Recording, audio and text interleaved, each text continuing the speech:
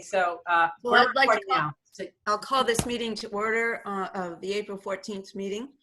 And if you'll all please stand for the flag salute. We get Jamie. Back. Ready? Begin. I pledge Allegiance to the flag of the United States of America, the republic for which it stands, one nation under God, indivisible, with liberty and justice for all. Thank you. Thank you, Jamie. Of course, anytime. And hopefully everybody read the minutes, and may I have a motion to approve the minutes? Move to approve. Second. Are there any questions, additions? Did we lose Rahia? No. Oh. Nope. Can you see me? All those in favor? Aye. Aye. Okay. And moving on to the approval of the agenda and the consent agenda. I guess we did that, both of them. So C1 is school site comprehensive safety plans. There were a number of typos, but you know, they were fascinating. So may I have a motion to approve all the safety plans? Sorry. To approve? This is consent agenda. This is consent. You Yeah. do all Okay. the things at once by roll call. Yeah, move to approve the consent All right. agenda. Yes. Okay, Tammy, can you take roll call? Roll call, yes. Michelle? Aye. Andy? Aye. Rogelio? Oh, aye. Sally? Aye. And I'm aye. Okay, thank you. So now we'll move on to the school site council, school site safety plans, and may I have a motion on those? Those were consent. We passed those. That was just the Got it. Okay. Okay, so we're on to public interest, right? Yes, superintendent's report. Superintendent's report. Great. So Thank you. I'd like to begin by recognizing and thanking the entire CUSD community for working together to navigate this crisis. I've witnessed impressive leadership, professionalism, dedication, and creativity from our administrators, teachers, and staff as classrooms were transitioned to remote learning using new ways of teaching. The district office staff, transportation, and maintenance have kept the district operating while the food services coordinator and lead cafeteria workers provide daily lunches for our students. And as of tomorrow, that will be more than 500 lunches. Our students and families are heroically struggling with remote learning, and we also appreciate their cooperation. CEF has generously contributed funds to support the additional purchases of hotspots and computers for families who don't have access to the digital tools and the internet. We also appreciate Fund 93013's generosity in providing school supplies for home instruction. The next item that I'd like to review is our plan for school closures. So I am going to switch the screen to the presentation.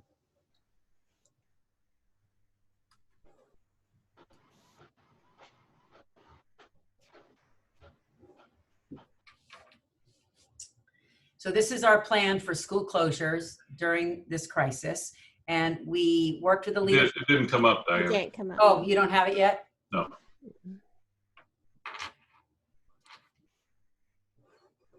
Just have to share the screen. Yes, yep, that's what.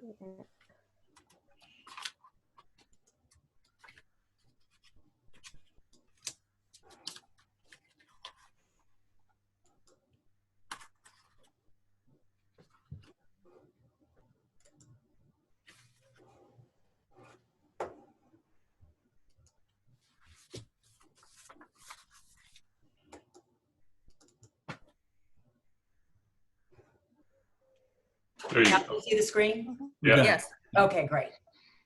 Let me start again. Okay, this is the plan for school closures that we developed as a leadership team on March 30th, and we updated it on April 3rd, given the information that we would be out of school for the rest of the school year. So following recommendations from the state and local government officials, we will remain closed for the remainder of the 1920 school year. And the leadership team has developed this initial plan to follow the governor's executive order. And our goal is to deliver high quality educational opportunities through remote learning and independent study, to provide school meals, as well as to continue to pay employees. And we recognize that our circumstances are changing every week and rapidly, and we'll need to be making the adjustments, which we've already made one adjustment. We also intend to meet with CAUSD to discuss these changing working conditions and impact on employees. Our first goal is to provide continuous online learning for our students while maintaining employee safety.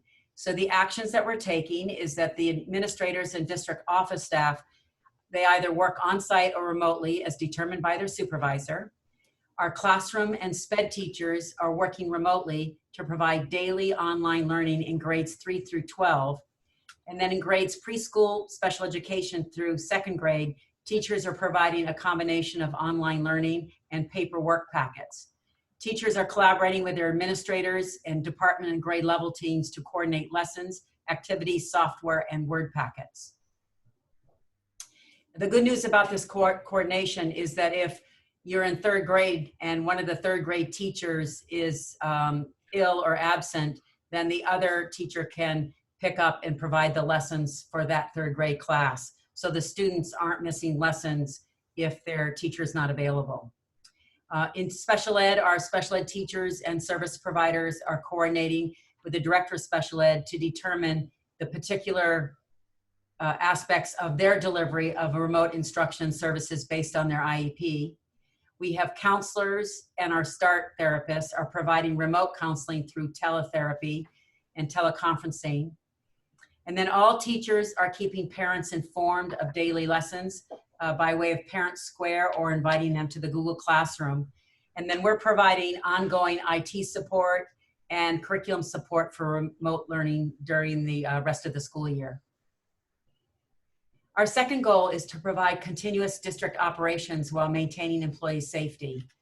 So our office coordinators, secretaries, custodians, grounds, maintenance, lead cafeteria workers, IT, security, and transportation are working remotely or on call. So currently, our transportation is working to deliver the lunches as well as to deliver weekly special ed packets. And then our grounds is working weekly to ensure that that we provide maintenance for the ground area.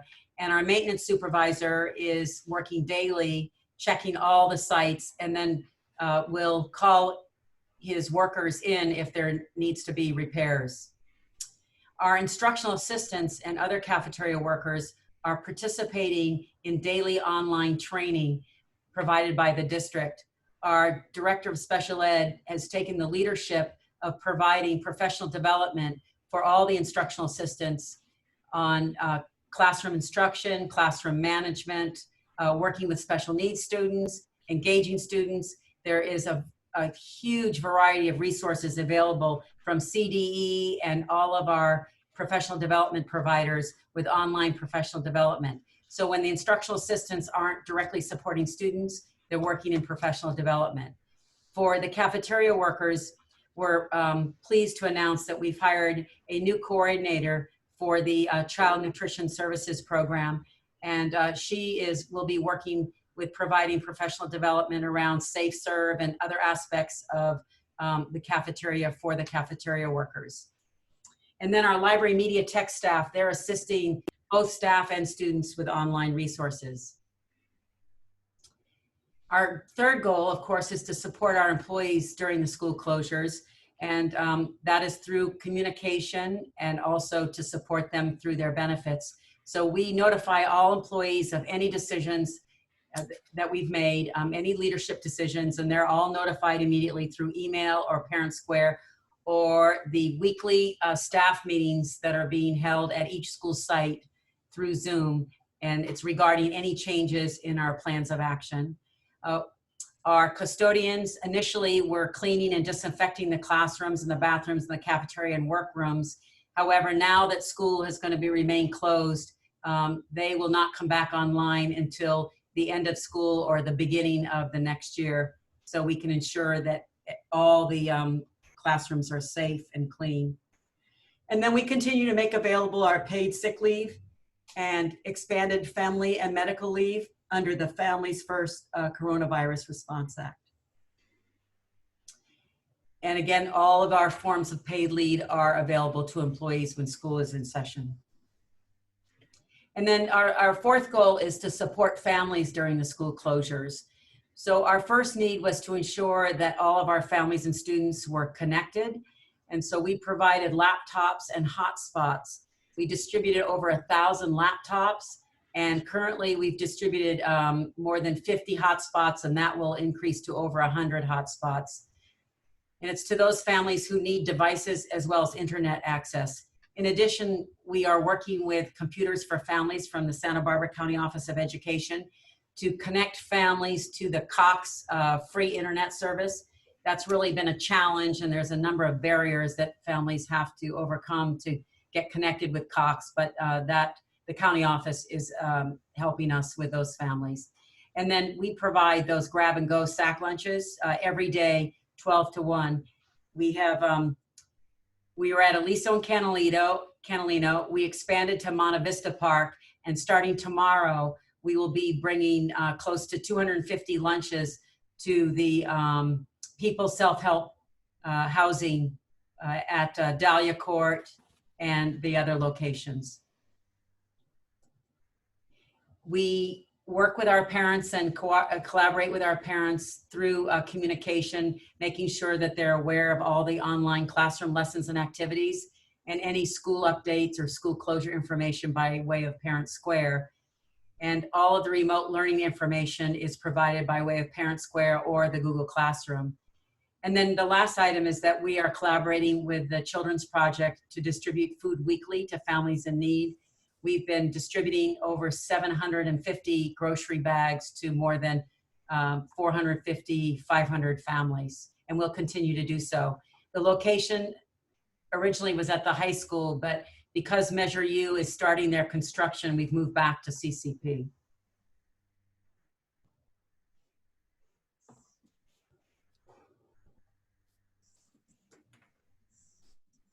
And that's our plan. So I want to, yes. Are there any attendance issues? Like Yes. kids that just haven't, yeah. So this is how we're monitoring our attendance, is that we take attendance for the purposes of making sure that all students are able to participate. So our administrators and our counselors are keeping track of which students are not handing in the work and which students have not participated in the Zoom calls. And then we call those families and students and find out why they're not participating and what we can do to assist them. So that's allowed us to identify more families that need more connectivity.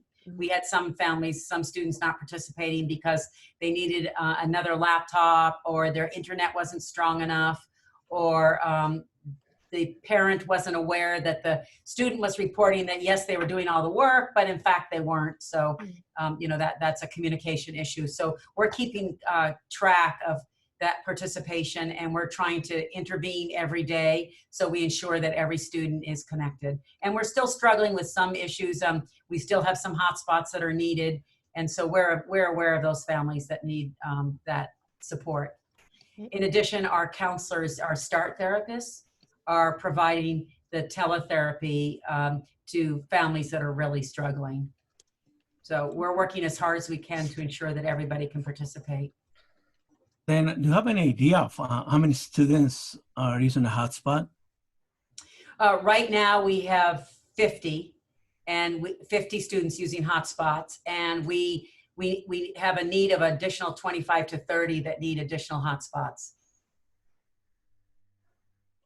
Diana, what kind of resources are you giving to the teachers to help them with technology getting in? I see a lot of differences between maybe the younger teachers and at different schools. What are you guys doing in-house to help them learning this new way of teaching? Sure. So we work every week with the grade level chairs for each grade level. And we determine what resources are available and what the lesson structure will look like and what the activities will look like. And then that grade level chair works with the teachers in that grade level. And then within the grade level, like within third grade, we have teachers who are very sophisticated with technology, teachers who have used it once in a while, and then teachers who are very new to it. So they're paired up to assist each other. So that they're really collaborating within their grade levels. And that's the same for, at the secondary level, it's departments, it's by departments and the department chair. Is anybody reviewing the lessons the teachers have developed during this time? Yes, the principals are reviewing every day the lessons that they're involved in. So the principals are invited into the Google Classrooms and they're doing the observations of the lessons. And when they have concerns, then they're intervening with that particular teacher and finding the resources that that teacher needs. However, if parents have concerns about inequities that they're seeing, they need to contact the principal and let them know that, or contact myself and we will intervene. Because you should see across the school district, third grade should look pretty similar. Second grade should look pretty similar. Now in the lower grades, TK, K1 and 2, it's a combination of online and work packets. So it's not gonna all be digital tools. In addition, at each level, we have a number of software packages that are available to students. For example, we work with Renaissance Learning and they've provided Myon, which is a software package that has all types of reading at all different levels. And students read the materials at their particular reading level and they take an assessment and then that tells them that they've mastered at that level and they go on to the next level. It's through Accelerated Reader. We have Dreambox for math, we have Lexia for reading, we have Reading Plus at the middle school and high school. So we have a number of resources that software packages that teachers are using in addition to their Google Classroom and their regular curriculum for the reading and the math program. Bridges is the math program, and then they have the reading program for the primary and upper grade students. And I know there's a lot of resources that are available on the educational link page. I just feel that I know a lot of people I've heard from in the lower grades are saying that there's not a lot of consistency as far as what we're supposed to do outside of the one Zoom class that we may have. Maybe you could talk to your school site principals just to maybe encourage them to have some kind of lesson plan put out for the parents so that we know what to follow on a daily basis. Actually, our expectation is the teacher has done that for every class. For every class they have, there should have been shared with a parent what the structure of the class is going to look like for that week. If that's not happening, then thank you for the feedback, and I will work with the principals to ensure that's happening at every school site. Yes. So thank you. I've heard it consistently from many parents. Okay, that's good feedback, and we'll take care of that because we're in week number 5. So by now, that is our expectation, and we do have 9 more weeks to go. So right. Yes, and that is our expectation. And we have a lot of ways to provide support, and we can do that. So thank you. Thank you for the feedback. That's really critical. It's important to us. Right. Helpful. So Diana, what about any grading adjustments? Will everybody pass?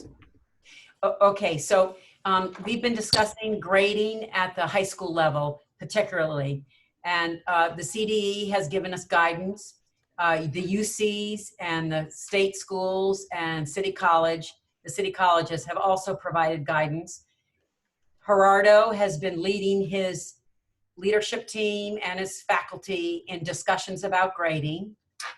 And the recommendation is that we will, first of all, we will hold harmless all the students for their grades as of March 13th, meaning that whatever grade you have March 13th, you can't get a lower grade. So a B on March 13th. Means that's where you start with. If there's no improvement, then that's the final, that will be the final grade, correct? Yes, you can't go lower than a B. So let's say on March 13th I had a B, I can't get any lower than a B. However, I could earn an A. Yet we are going to use credit, no credit for the classes at the high school. However, students who choose can earn A's. So if you are a top student and you prefer to have grades A's and you earn A's, you can choose to have an A. But other students who are earning B's through D's can have credit, and then there's no credit. However, we are working really diligently with all of our students to ensure that students are not failing or don't get no credit. I mean, they will have until the summer to earn the credits. And we have credit recovery efforts, and we have a lot of support for students. There's no reason why in a school of 615 that any student should be receiving no credit for a class. So that's the challenge in the work that we're doing. And at the high school, we have pretty high participation in the classes.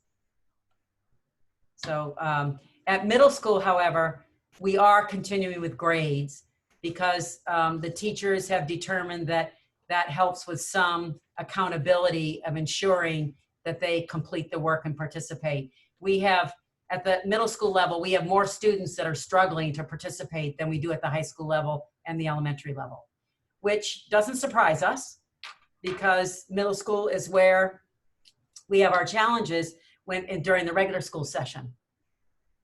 So talking about, well, I'm wondering if online learning would affect more to the middle school students than any other school.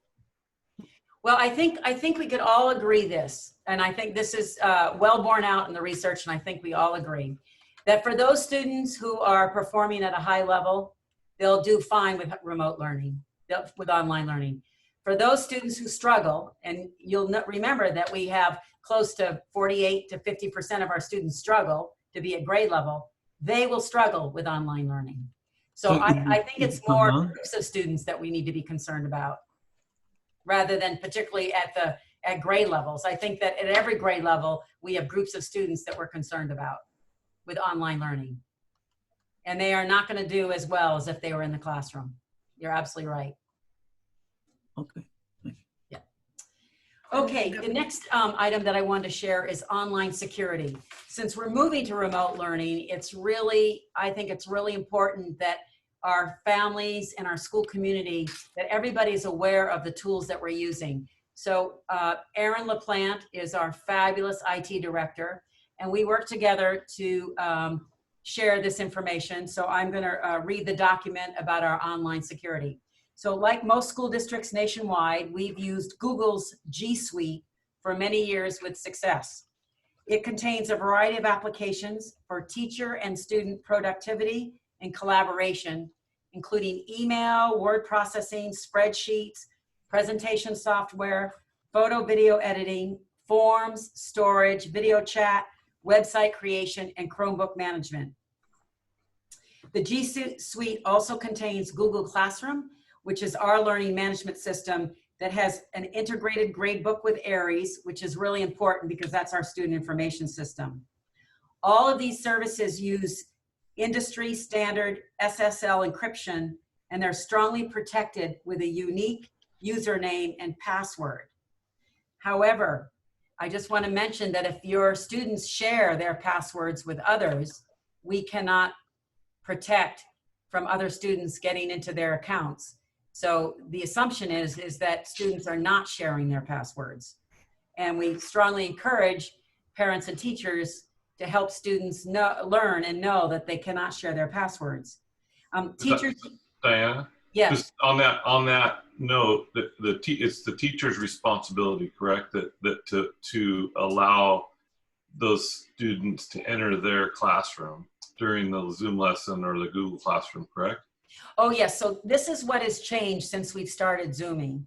And you heard a lot about the hacking and the Zoom bombing. So just like I only admit you, you could not come into this meeting until I admitted you, right? Yeah. Yeah. You were waiting. So, yeah. And then the meeting's locked. So no one else can join us. So that's what teachers are now doing. It's all part of the Zoom protocol, which in the first week of using Zoom, Erin identified all those issues and sent out an updated sheet that we had to follow to put in place for our measure. Yeah, well, one of the and just anecdotally, one of the antics that some of the high school kids have been doing is multiple multiple students will sign in as the same student, they think that's, you know, the fun thing to do. And I think what's happening now is that teacher's just kicking them all out. Yes. Yeah. And so no one gets credit. Well, there has to be a consequence for Oh, for sure. No, I think it's a good, I think it'll inappropriate nip that in behavior. the bud. Just like in a classroom, if you decide to disrupt the classroom, it's like disrupting your Zoom. So students are going to try everything. You set your parameters and you set up your management system. And then for the most part, the good news is that most students seem to be able to follow it. But yes, you have to have that in place. Yeah, that's a good point. So our teachers also use Google Meet in the G Suite to hold their virtual classes and meetings, as well as Zoom. Zoom is continuing to strengthen their security with the increase of educational users. In addition, our online curriculum software is Renaissance Learning, Lexia, Dreambox, FOSS Science, ReadyGen is the reading for the upper elementary. STEM Scopes is high school biology. My Perspectives is high school English language arts. ScootPad is for elementary. Bridges is our elementary math. Edmentum is K-12 reading and math, and typing.com. And all of the software packages, they use that industry standard SSL encryption with the Google username and password authentication. We use Parent Square, as you know, for homeschool communication. That also uses the industry standard SSL encryption. And then we also use lessons from Common Sense Media to promote digital citizenship. And we recommend our parents as well log on to that website and read the material, because that will help them in managing and monitoring their own children's use of the internet and the digital tools. And then the last information is about Measure U. At Canalino, our phase 3 is underway, and our work is about 65% complete and on schedule, and completion is going to be early June. Isn't that exciting? It is. Our summer 2020 projects are going to be able to start early. Now that is a silver lining in the school closures, is that we can start our Measure U projects early. So both at Aliso and the high school, we can start our projects May 15th. So it's phase 2 for Aliso, and that's the modernization of the classes of 2 wings. And then it's the phase 2 classroom modernization of the high school. It's also the gym modernization, and then the old admin building will be modernized. And that's going to house the new high school student center, which is formerly Rincon. And so these contracts are on the board agenda tonight. I think we're gearing for a completion date of Aliso and the phase 2 classroom modernization by school opening of August 19th. As a result, interim housing will be provided to the administration staff in temporary portables, and we also are creating interim locker rooms in that old wood shop. And that's my report. Thank you. That's a lot. Does anybody have any other questions for Diana? I'm sure you guys have discussed what to do for the seniors later, but what are you guys planning? Okay. All right. So we've been discussing this for a number of weeks. It's really important that each and every senior is celebrated. We want them to enjoy a grand celebration. So at this point, we are considering postponing the graduation until summer so that we can in fact have an in-person grand celebration. I really hope that we don't have to resort to a virtual ceremony. It all depends on, of course, the reopening of schools and the state, and it depends on, of course, the government officials, but we're hoping that in late July or early August, we will be able to have a in-person, huge, wonderful celebration for each and every graduate. That's where at this point. And as I said, things may change, but that's the conversation. And that's the information that Gerardo is planning to share with his families this week. No, will it be at every school site or just at the high school? No, this will be, we're just talking about graduation. Oh, graduation. Yes, promotions will be Promotions. virtual celebrations. Okay. But I think it's really important for our seniors. I feel like the COVID-19 has stolen their senior year. And I just want to make sure that that we celebrate this is a major milestone in their life, and it's a huge accomplishment. And it's the way for our community to make sure that they know how proud we are of each and every student, and we need to celebrate that. So I'm reticent to resort to only a virtual ceremony, but we're talking about it, and we're hoping that it can happen in late July or early August. Okay. Thank you. Any other questions for Diana? Okay. So we move on to warrants. G1. Move And I to have a approve. motion to, Andy, motion, second. A second. Are there any questions? All those in favor of approving the warrants? Aye. Aye. Aye. Aye. Okay. To G2, a donation from the Carpinteria Lions Club to Carpinteria High School Future Farmers of America Club. And we thank them for their donation. Is there a motion? Move to approve. Second. Second? Any questions? All those in favor? Aye. Aye. Aye. Aye. And G2B is a donation from the Carpinteria High School Boosters Club to Carpinteria High School Athletics General Fund. May I have a motion to approve that? Move to approve. Second. All those in, questions? All those in favor? Aye. Aye. Aye. G3 is Resolution 2863, authorizing the borrowing of funds for the fiscal year and the issuance and sale of tax and revenue anticipation notes and participation in the California Cash Reserve Program. Michelle, do you have any information, any more information?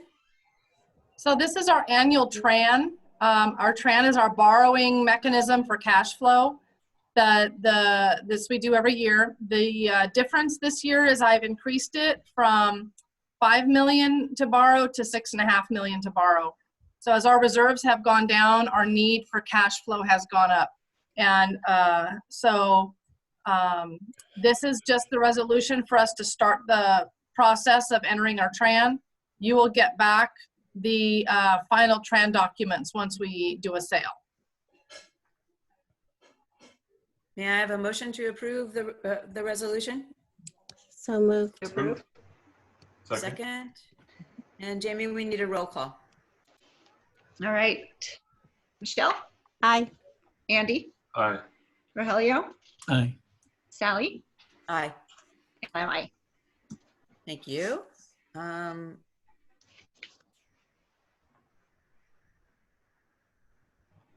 have a quick question. When's our next budget presentation? Next one.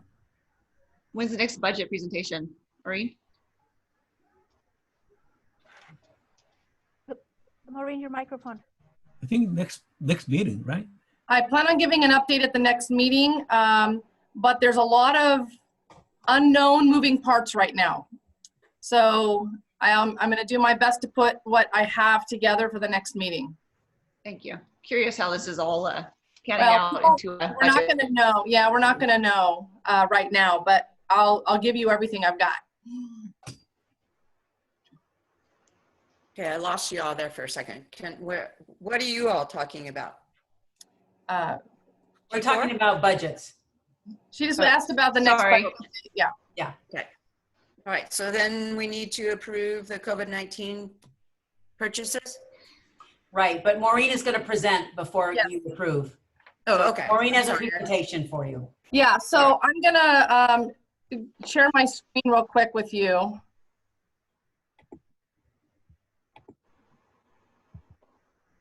So along with this item, I put together just a really quick summary of where we are right now with our COVID costs.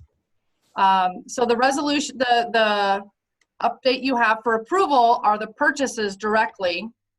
And those are listed on this page. So we have PMD Consulting, which is our Reading Plus. We've had to increase our Aries sync to be able to share Google Suite and sync with Google Suite. Dreambox expansion, purchase of 500 Chromebooks and our hotspots. So that is $238,540. And that's what you have on your board item. The other item that I wanted to share with you is what's going on with the National School Lunch Program. So we typically serve between 1,100 and 1,200 meals a day. Up until today, and starting tomorrow it'll be higher, we have typically been serving an average of 150. We started serving at Monte Vista Park, that went up another 50 to 70. So we're up to about 200, 220 a day. But having served 1,100 at a certain rate and under the program that's been authorized right now for COVID is the Seamless Summer, which is at a lower reimbursement rate. We're looking at a loss of a lot of revenue. So the estimated loss to the food service program at the end of June is almost $300,000. And that includes the cost of all staff. It may be less, and that is as our meals increase, it will go down. But understand that, you know, this is 1/10 of what we're serving, and the revenue is also less than 1/10. So we've taken a big hit. However, there's 3 funding sources that we're pursuing.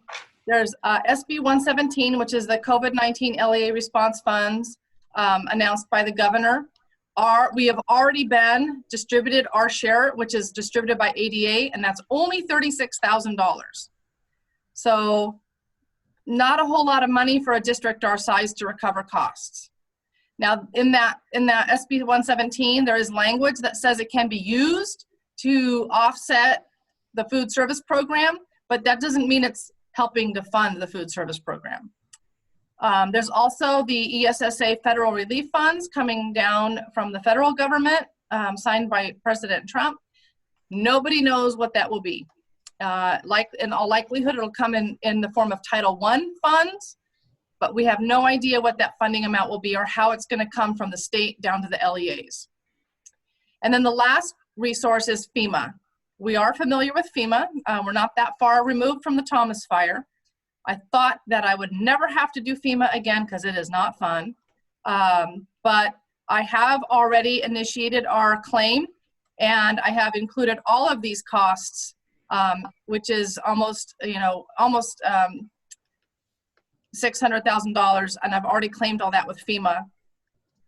So between all 3 of these, I'm hopeful we'll get recovered all of our costs. And today, FEMA just released an update to their guidance that they will consider the school lunch program offering an essential service to those in the disaster. So they haven't said what they'll fund, but they've added the cost and the losses in the school lunch program as something we can claim as under the disaster.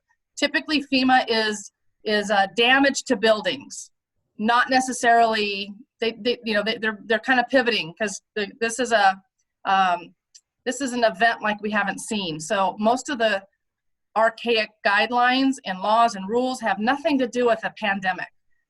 So they're having to shift and pivot. So this is just a brief update of kind of where we are and what I'm doing to monitor our costs, because they are growing. And my question is that when will this crisis stop? Well, that's Because it is right now. a good question. 200 and what is it? $236,000 in the red. No, we're district-wide. We've spent almost 600,000. Okay. Mhm. Do you expect more costs associated with the Correct. COVID-19 crisis? Will it get to 1 million, or will it No, stop or no, increase gradually? But It's going to hold about 600. it's probably going to hold. So and this is what will be challenging on a budget presentation at this point, and I'm going to cover it then. But, you know, there are, we have a teeter district, which means we're guaranteed the amount of property taxes that were projected to us, whether it's collected or not. So this year, let's say that, you know, 30% of all taxpayers defer. We cannot hear you, Maureen. You muted again. Sorry, it automatically mutes. So let's say that like 30% of our taxpayers decide to defer because of an emergency and they don't pay their taxes in April. But eventually they will pay, right? That won't affect us this year, but it will next year. So we have to consider that. There's also a word that the cannabis revenue is far exceeding what they projected, and that property tax could be higher. I mean, we're not going to know. It's a you know, kind of a day-by-day update, and we're following it. I'm following it pretty closely, but as far as projecting revenue, it's really difficult right now. I can tell you that cannabis revenue, the Board of Supervisors just voted on yesterday to keep all of that to Of fund course their they own did. budget. Yeah. Yeah. Mm-hmm. Okay. Okay. Any other questions for Maureen? We will wait to hear more. Just is our negotiations still going on, or are those frozen? Because I cannot see how we're gonna do raises. They are going to continue virtually, but they haven't started up again. Okay. So on to H, measure U. H1 is the approval of contracted services with FCG Environmental. Excuse me, Sally, I'm sorry. We didn't vote. We have to vote on that. We need to vote on the approval of On the the- purchases. All right, all those, That's right. I'll Yes. move to approve the purchases due to the COVID-19 pandemic. Second. okay. Any other questions? Sorry. All those in favor? Aye. Aye. Aye. Okay, now measure U. So H1 is the approval of contracted services with FCG Environmental for Modernization Phase 3 at Canalino. Move to approve. Second. Thank you. Other questions? Oh, Diana, I wanted to ask, what portables are being, what are those portables that are mentioned in there that are being removed? Do you know? Portables on the playground. Oh, okay. Yes. All right. So any other questions? All those in favor?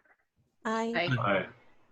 Okay, and H3, no, H2 H2. is the proposal from Blue Space Interiors for furniture at Aliso Elementary School Phase 2 modernization. Move to approve. Thank you. Is there a second? Second. Any questions? All those in favor? Aye. Aye. Aye. Okay, H3, no. Yes. Approval of 2019-2020 resolution 2860 for approving the guaranteed maximum price authorizing McGilvery Construction Incorporated proceed with construction and adopting the plans and specifications for CUSD project 031920 at Carpinteria High School. May I have a motion? Move to approve. Second? Sec- Any questions? This is a roll call, Jamie. You guys all moved. Rogelio, Aye. Michelle, Aye. Andy, Aye. Sally, Aye. and I'm aye. Thank you. And on to H5, approval of a contract with Robert Robles in Architecture Incorporated. We gotta go. H, We gotta do missed? H4. H4. H4. 4 there. The approval of 2019-2020 Resolution 20861, approving the guaranteed maximum price authorizing the Gilvery construction to proceed with construction and adopting the plans and specification for the Aliso Elementary School campus modernization phase 2 and 3. I have a motion. Move to approve. Second. Questions? All those in favor? Oh, that's a roll call again, Jamie. All right, Rogelio, Aye. Michelle, Aye. and Aye. Sally, Aye. and I'm aye. Thank you. Okay. Now we're on H6. 5. 5. Oh, it's really hard to read on your phone. Approval of contract with Robert Robles Architecture Incorporated for architectural services for removal of portables, T1 through T6 project. Have a motion? Move to approve. Second. Second? Okay, this is just a vote, so all those in favor? Aye. Aye. Aye. And H6, the approval of contract award to Smith Mechanical Electrical Plumbing for the science room fume hoods at the high school. I have a motion to approve. So moved. A second? Second. Questions? All those in favor? Aye. Aye. Aye. Aye. And I is personnel, and the personnel summary. May I have a motion to approve that? Move to approve. Second. Second? Any questions? All those in favor? Aye. Aye. Aye. Does any board member have any kind of announcement or an activity that you might have gone to? That would be interesting. Involving school staff or students. I'd just like to commend all of the folks who have been showing up at the food bank distribution at the high school weekly. And it's quite a, it's just another testament to Carpinteria and the number of people that are out there volunteering their time, cleaning everything, making sure it's clean. The prep areas are clean, bagging lunches, bagging groceries, distributing them safely. And there's been a tremendous demand. And in fact, last week, I think they ran out of food. And fortunately, there was some extra, odds and ends that were able, so everyone went away with something. But it's the Rotary clubs, the 93013 Foundation, they're all really stepping up here. I'd just like to recognize them. And from my driveway, all the city maintenance people who are organizing all the traffic, they have been amazing. I compliment them all. Anyone else? I just hope that the high school seniors have their graduation. I mean, they deserve it. They have earned it, and it's just right that they should have one. I don't think that there's a graduation day that has ever been canceled. So if it is possible for them to have one, that would make it a good year for all of